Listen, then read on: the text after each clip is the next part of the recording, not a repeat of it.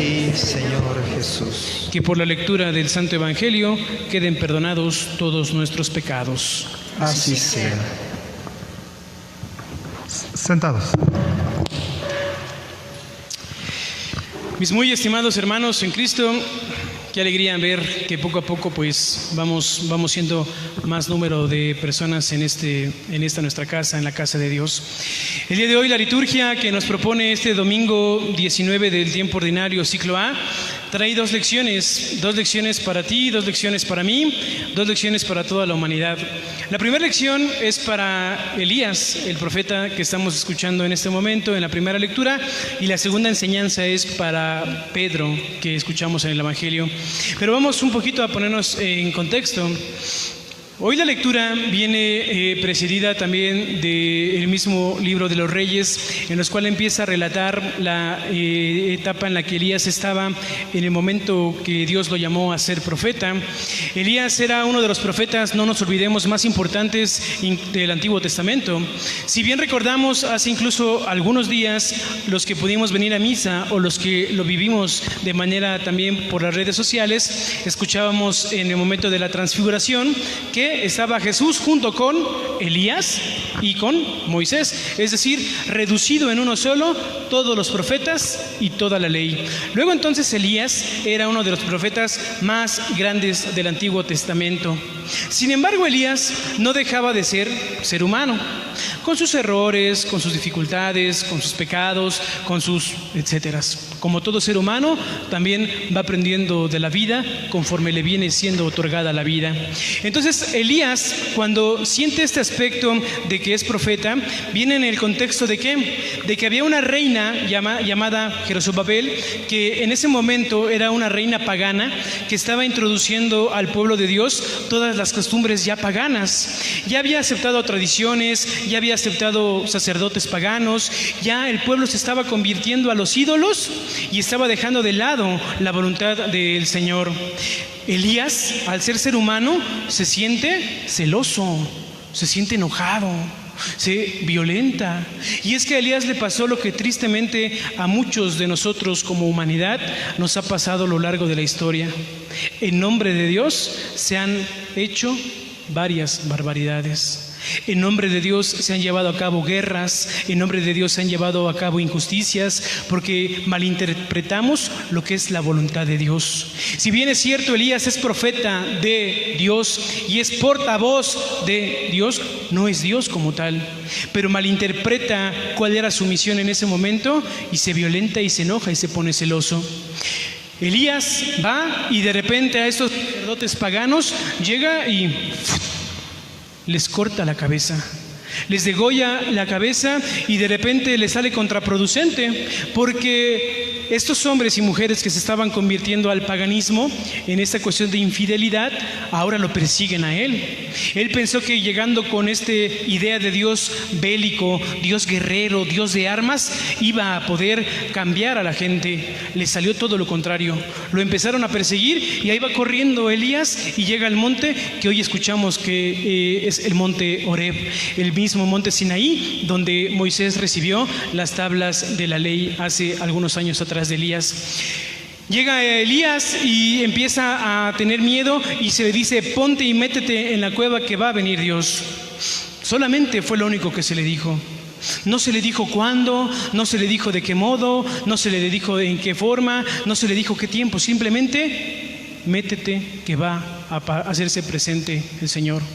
Elías, en este pensamiento que tiene de violencia, incluso hasta de venganza, comienza a decir: bueno, ya que venga Dios, porque quiero que me venga y que ahora sí les haga pagar todo lo que me hicieron este pueblo. Y hoy relata esta escritura en la que primero viene un gran huracán, dice, y llega Elías y dice: ahí está Dios. Pero Dios no estaba en el huracán. Después vino un gran terremoto, pero Dios tampoco estaba en el terremoto. Llega ahora sí el fuego y dice: claro, el fuego, ahora sí ya llegó Dios, vamos a hacer barbacoa de estos. Y de repente Dios tampoco estaba en el fuego. Ya medio triste y cabizbajo dice: ¿qué está pasando? Y de repente Dios se hace presente desde la brisa. Dios se hace presente desde lo pequeño, desde lo simple, desde lo más particular. Elías, y a nosotros también quizá, a veces pensamos en un Dios gigantesco, en un Dios totémico, en un Dios cataclísmico, que se haga presente y que con fuerza, y que cuando Dios se manifiesta desde la simpleza. ¿Sabes? Cada uno de nosotros pudiésemos darnos cuenta qué tipo de Dios creemos en la medida que reflexionemos qué tipo de cosas le pedimos al Señor. En la medida que tú le pides al Señor, es la medida del Dios en el que tú crees. A veces vamos pensando por la vida que Dios es un genio como de la lámpara maravillosa, ¿sí o no? Señor, dame, Señor, concédeme, Señor, otórgame, Señor, ponme. Si fuera la lámpara maravillosa y ahí está lo que quiera, amigo, ¿qué más desea? Pensamos que Dios es un Dios así como un genio de la lámpara maravillosa. A veces pensamos también que Dios es un Dios que anda como tipo Big Brother, revisándonos a qué hora nos vamos a caer, y perdóname Dios por esto, perdóname Dios por aquello, y bien escrupulosos empezamos como a tener mucho miedo y pensamos que es un Dios que está observando para poder castigarnos. En la medida en que nosotros le pidamos al Señor, es la medida del Dios en el que tú y yo creemos. ¿Y sabes qué es lo precioso y lo hermoso de esta enseñanza que el día de hoy da la primera lectura, queridos amigos? Que Dios es Dios como a Dios se le pega la gana ser. Porque Dios no lo encontró en el terremoto, ni en el fuego, ni en el huracán. Dios se manifestó en lo más sencillo. Elías tenía una idea de lo que quería que fuera Dios. Tú y yo podemos tener una idea de lo que queremos que sea Dios. Sin embargo, es Dios en su modo, a su tiempo y bajo sus circunstancias. Y qué bueno, porque cada uno de nosotros nos podemos a veces encaprichar con la idea que tenemos de Dios. ¿Y qué crees? Que lo vamos como permeando también a varias facetas de nuestra propia vida. Lo vamos permeando de tal modo que nuestra vida también así la reaccionamos. Oye, es que nos están diciendo, vamos, tenemos que tener cuidado, no lo hagamos por nosotros, sí, pero para que no seamos egoístas, porque si no puede que nos cierren los templos. Ah, no, yo voy y hago mi voluntad. Oye, mira, lo que pasa es que ya hay quien grabe la parodia. Ah, no, yo voy y también grabo. ¿Por qué? Porque yo me mando a mí mismo. Es decir, no dejamos a Dios ser Dios y queremos meternos incluso en su propia voluntad. Hoy, queridos amigos, si algo tendremos que aprender de Elías es ¿a qué? A esperar y a dejar que Dios sea Dios. Dios se mueve, mis hermanos, Dios trabaja y actúa, pero no a nuestro ritmo y tampoco a nuestro tiempo. Es importante que veamos aquí a veces las exigencias irracionales que queremos manifestarle al Señor para nuestra vida. Le exigimos a veces lo que ni siquiera nosotros damos. Hay que ponernos a pensar qué buena oportunidad para hacerlo. Después, en el Evangelio, qué lindo también la enseñanza que le da Pedro. Pero para hablar antes de eso también es importante meternos en contexto como la cuestión de la primera lectura. ¿Recuerdas tú el Evangelio de hace 8 días? ¿Recuerdas de qué trató? Les doy una pista. Las pizzas, exactamente. No es cierto. De el pan y los peces multiplicados. ¿Te acuerdas? ¿Te acuerdas que hace 8 días escuchábamos esta multitud que acompañaba a Jesús y que de repente dicen, Señor, pues ¿dónde vamos a darle de comer a esta gente? Y es que la enseñanza, mis hermanos, en ese momento, que no pude compartir con ustedes hace 8 días, pero la enseñanza, fíjate qué lindo es. Nosotros como seres humanos a veces optamos por lo más rápido y lo más sencillito. Cuando vieron la multitud de gente, ¿qué llegaron sus apóstoles y le dijeron al maestro? Señor, ya córrelos, ya despídelos porque se está haciendo noche y ¿dónde vamos a encontrar tanto pan para tanta gente? Lo más fácil fue decir, ya váyanse. Pero Dios es un Dios de retos. ¿Y qué les dice Jesús? No, denles ustedes de comer. Denles ustedes de comer, porque Dios es un Dios de retos, es un Dios que no es el camino corto, es un Dios que es el camino largo y difícil. Dios no es solamente de facilidades. Por eso, en ese sentido, cuando llega Jesús y de repente ve a la multitud, qué lindo, y no sé si te has puesto a pensar de por qué Jesús, estarás de acuerdo conmigo, que Jesús no fue el que sacó el pan y los pescados, ¿estás de acuerdo? Fue otra persona. Y tú dirás, oiga, Padre, ¿y por qué Jesús no dio de lo que tenía? Por una simple, sencilla y hermosa razón. Porque Jesús no podía ser diferente a los que lo estaban siguiendo. Si los que lo estaban siguiendo no tenían, qué feo hubiera sido que Jesús se hubiera tenido. Pero Jesús es compañero con el otro, compañero con el que lo va siguiendo. Si tú no traes, es porque yo tampoco traigo. Imagínate tú hablando de Jesús de dar y ni siquiera él traía, o él que hubiera traído y no hubiera querido compartir. Sin embargo, por ahí un apóstol, un discípulo dice: yo aquí tengo 5 panes y 2 peces, maestro. A ver, haz que se sienten y empecemos la generosidad y a compartir. Y se multiplicaron. Imagínate tú la cantidad de panes, que dice que era por lo menos 5,000 hombres, sin contar mujeres y niños. Vamos a multiplicarlo por 3. 5,000 por 3, 15,000 personas. Yo creo que ni yendo a todas las lecaros de Jerusalén hubiera alcanzado tanto bolillo.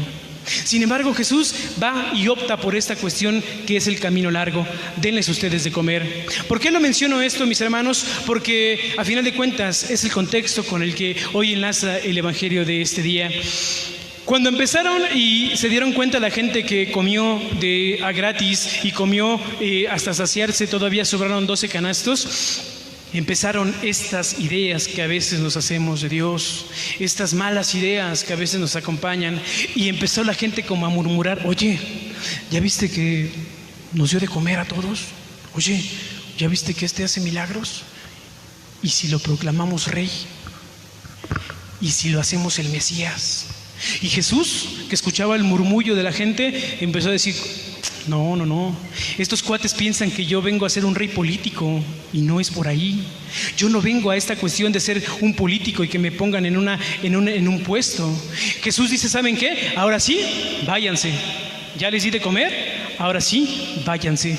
No fue lo fácil, váyanse sin que coman. No, váyanse, ya les di de comer. ¿Pero por qué? Porque me empiezan como a entender o a malentender lo que es la clave del reino de los cielos, que no es una cuestión política. Yo no quiero que me proclames Mesías. Yo no quiero que me proclames como rey, rey de los judíos. Yo no quiero este sentido. Pero por eso Jesús mejor los aparta. Y bonito el contexto también. ¿Te acuerdas tú que hace 8 días... creo que compartía con los de la misa de la tarde este aspecto? Jesús, al enterarse de que acababan de matar a su amigo Juan el Bautista, va y se retira. ¿Por qué? Porque es un momento para él. Imagínate tú, Juan el Bautista, que había sido su conocido, su pariente, desde antes de que nacieran incluso. ¿Te acuerdas que Santa Isabel fue a visitar a María y desde el vientre se saludaron? Uno brincó, el otro brincó y dijo: en cuanto llegó tu saludo a mí, la criatura saltó en mi seno de gozo. Bueno, desde el vientre ya se conocían. Imagínate tú cuando a Jesús le llega la noticia de que a Juan el Bautista lo acababan de matar, le acababan de cortar la cabeza. Fue un momento duro para Jesús, fue un momento bastante difícil para Jesús. ¿Qué es lo que hace? Va, se retira, se sube a la barca: no quiero saber de nadie, déjenme hacer oración, déjenme vivir un poquito mi dolor. Y la enseñanza para nosotros es: hoy, para ti, para mí, nos andamos publicando tanto y tanto y tanto, que hoy pareciéramos que estamos en una sociedad que si no lo publicamos, no pasó. Si no te lo mostré por las redes, no pasó. Y ahí andamos publicando todo lo que nos pasa todos los días. Aquí comiendo pay, aquí limpiando no sé qué, aquí caminando, aquí respirando, aquí tomándome un café, aquí triste, aquí alegre. Nos andamos publicando todo como si la gente tuviera necesidad de escuchar todas las cosas que nos pasan. Hoy Jesús, y hace 8 días también, se retira a la barca. Hoy, como bien lo sabemos, se retira. ¿Y sabes cuál es el mejor ejemplo que nos puede dar Jesús para que se nos pase el duelo de una pérdida, de cuando un familiar fallece, cuando perdemos o cuando tenemos alguna tribulación? ¿Cuál fue el bonito ejemplo de Jesús? Que después de meditarlo, hacerlo oración, bajó y siguió trabajando, siguió la misión. Vámonos, que seguimos que tener. Hace 8 días termina curando a los enfermos. Hoy se retira al monte también y manda a sus discípulos. Llegamos a la escena del día de hoy de este evangelio. El evangelio dice le pidió a sus discípulos que fueran a la otra orilla de la barca. La traducción correcta del griego es obligó a sus discípulos a ir al otro lado de la orilla del mar. Porque has de saber tú que pasando el lago de Tiberíades, que era el mar del que hoy está haciendo referencia el Evangelio, se encontraba un pueblo pagano. Es decir, Jesús, estando desde la soledad en el monte haciendo oración, manda a los apóstoles, manda a los discípulos por delante de él para que vayan a preparar el camino, un camino difícil, un camino hostil, porque van a hablar a un pueblo pagano de lo que es el reino de los cielos. Bueno, se aventuran los discípulos, los apóstoles, se avientan a la barca y de repente no va Jesús con ellos. Y viene esta tribulación, viene la tormenta que el día de hoy escuchamos, vienen las olas encrespadas, el peligro del mar embravecido. El mar embravecido que a final de cuentas para ti, para mí es la vida misma. Hoy, ¿cuál es nuestra máxima crisis? Que cada uno reflexione qué es lo que le quita la paz. Algunos podría ser la pandemia, otros a lo mejor que el matrimonio ya no va como antes iba. Quizá los hijos nos empiezan a preocupar, las cuestiones económicas nos empiezan como a asfixiar, las cuestiones existenciales de nuestra propia vida nos empiezan como a quitar la paz. Hoy Jesús dice, vayan en medio de la tempestad. Van en medio de la tempestad y de repente el maestro, también era medio chistosito el maestro. De por sí estos hombres estaban completamente espantados. Y dice la palabra de Dios que estaban, ¿qué? Temblando de temor. ¡Ay, Señor! Porque en el momento en el que todo está bien, sí, yo puedo. Pero en el momento de la tribulación, en el momento de la prueba, a veces nos hacemos chiquitos, miedosos. Y hoy, no bastando con eso de que ya de por sí tenían miedo los apóstoles, Jesús camina sobre las aguas. Yo no sé si te has imaginado alguna vez, pero de por sí estaban espantados estos hombres. Imagínate tú ver caminar sobre las aguas a alguien. Por eso la reacción inmediata de ellos, ¿cuál fue? Es un fantasma. Porque la gente de aquel tiempo y la gente de nuestra época sigue creyendo en fantasmas. Sigue pensando, Padre, lo que pasa es que en mi casa me espantan, ¿me puede dar agua bendita para tirar? Porque como que creo que hay un muerto y creo que es la sombra de mi abuelito.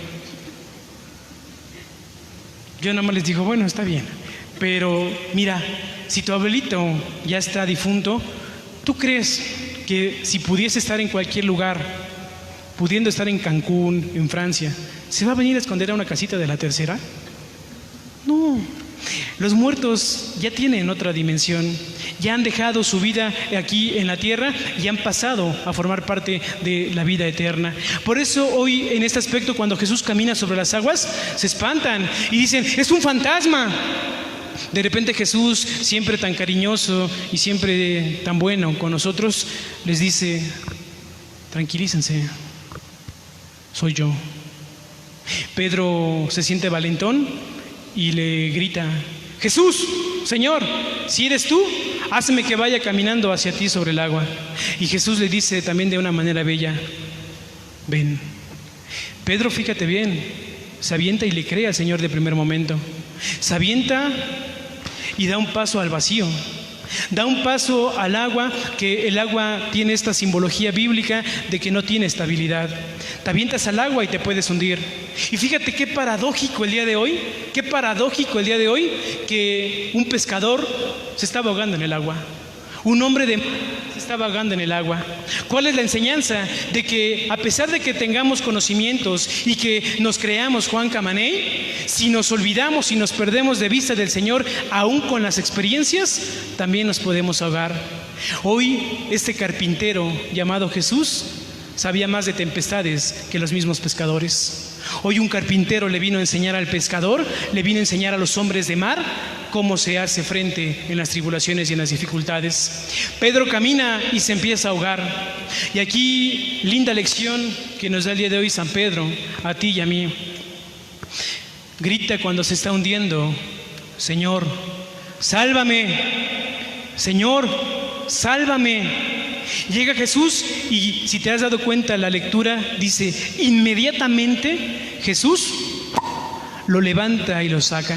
Ya después le empieza como a decir, hombre de poca fe, ¿por qué dudas? Bueno, pero en ese momento lo saca y lo levanta. Lo saca y lo levanta. ¿Qué le pasó a Pedro? ¿Por qué se pensó a hundir si iba bien? Porque le ganó el miedo. Porque cuando el miedo termina por dominarnos, hermanitos, termina por gobernarnos. Y muchas veces reaccionamos por miedo. Hace algunas semanas que me invitaron a un foro, hablábamos acerca de la fe, pero también acerca del miedo. Y yo decía, y me decía un hermano, ¿sabes, Cris? El primer miedo, cuando alguien te pregunta de qué tienes miedo, muchas veces no es el primer miedo que nombras al principio. Tienes que meterle un poquito y darle un poquito como de reflexión para nombrar y para identificar qué es lo que te da miedo. El miedo, cuando nos gobierna, terminamos por hacer locuras. Pero hoy en la tempestad, mis amigos, el Señor nos invita a que el Señor no es un Dios de cuestiones cortas. Hace algunos días también estábamos aquí en la parroquia comiendo tunas que nos trajeron y veíamos que algunas tunas venían pues con espinas grandes todavía, y los que han visto las tunas pegadas a los nopales saben que es poquito delicado, peligroso pues agarrar la tuna. Pero si tienes el cuidado y tienes la valentía y tienes el coraje y tienes el deseo de tomar la tuna, vas con mucho cuidado, tocas las espinas, más o menos la limpias. A veces alguna sí te llega a picar y llegas todo el día y se te queda clavada, pero cortas la corteza de la tuna y ahora sí disfrutas la tuna. Solamente que a veces nos gusta más la tuna peladita y a la boca. Pero si tenemos esta cuestión de saberle quitar las espinas, de tener el valor de cortarle la corteza, podremos disfrutar del placer de comernos una tuna. Por eso hoy, mis amigos, es importante conocernos cómo somos en los problemas, cómo somos en las adversidades, cómo nos hemos comportado a lo largo de esta pandemia, cómo te comportas cuando tu esposa te dice, ya no te quiero, cómo nos comportamos cuando mi papá, cuando mi mamá ha sido llamada a la presencia del Señor, cómo nos comportamos en el dolor y en la dificultad de la vida.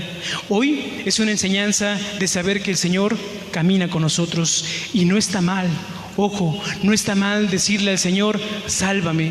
Solo que tristemente hoy, en aras de querernos sentir superiores, pensamos que pedir ayuda es un signo de debilidad. Y no es cierto, es un signo de humildad. No me meto con las personas que a lo mejor viven de la lástima y de la conmiseración, eso es otro asunto. Gente que a base de lástima vive a costa de los demás. Pero no está mal decir a veces, Señor o amigo, ayúdame porque no puedo. Ayúdame porque me estoy hundiendo. Ayúdame porque nada más no la veo venir ante tantos problemas. No está mal decir ayúdame. Y ayúdame significa extender la mano, no solamente para dar, sino para dejarte ayudar. Hoy, mis amigos, ¿qué tanto somos capaces de decirle al otro, ayúdame porque ya no puedo más? ¿Qué tanto somos capaces de decirle a Dios, ayúdame porque siento que el agua me llega a las narices? Hoy termino con algo que leí hace algunos días que estábamos en una clínica por un familiar y que llamó mi atención y que es una historia verídica, no es un cuentito, es una historia verídica. Y con esto termino para que ya despierten. Resulta que llega una niña, una pequeñita, y llega a la farmacia y le dice al Señor, Señor, vengo a comprar un milagro a la farmacia. El Señor piensa que no lo oyó bien, dice, ¿cómo? Sí, Señor, vengo a comprar un milagro, por favor. Tengo 22 pesos con 50 centavos y necesito que me venda un milagro. Le dice el señor de la farmacia, no, pues, no vendemos aquí milagros. ¿Quién te dijo que aquí podrías comprar milagros? Dice, no, lo que pasa es que mi papá me dijo que para que mi hermanito se salve, solamente un milagro lo puede salvar. Por eso vengo y quiero que me vendas un milagro. No, pues dice el señor de la farmacia, pues aquí no te lo manejamos, ¿no? Pues aquí no tenemos, ahora sí que, pues cómo ayudarte. De repente había un hombre en la parte de atrás de la pequeña que estaba escuchando la historia. Se voltea la pequeña un poco medio triste y el hombre empieza a dialogar con ella, empieza a conocer la historia y le empieza a preguntar ¿qué pasó? No, pues lo que pasa es que mi papá me dijo que solo un milagro podía salvar a mi hermano y tengo 22 pesos con 50 centavos para que pues me lo vendan. Resulta que este hombre, no me acuerdo cuál es su nombre, pero sí su apellido, sé que se apellida Armstrong. Resulta que era uno de los mejores neurocirujanos del mundo y que ese día se había bajado a la farmacia a comprar algo porque su nena en el carro se había mareado y le compró algo. Escucha la historia, se lleva a la pequeñita, hacen el conecte con la familia, opera al hermano y el milagro se produjo. El milagro se produjo no como la niña lo quería, pero sí como la niña lo necesitaba.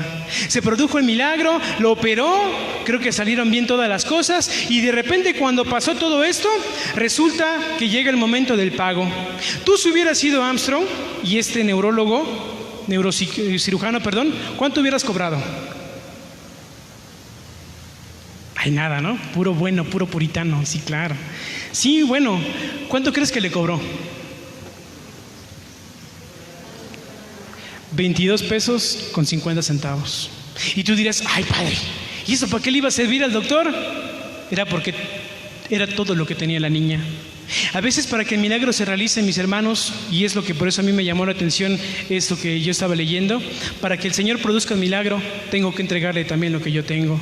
Porque si solamente esperamos como el dame, dame, dame sin hacer, seguramente nunca se va a manifestar. Por eso para que el Señor actúa, porque está actuando.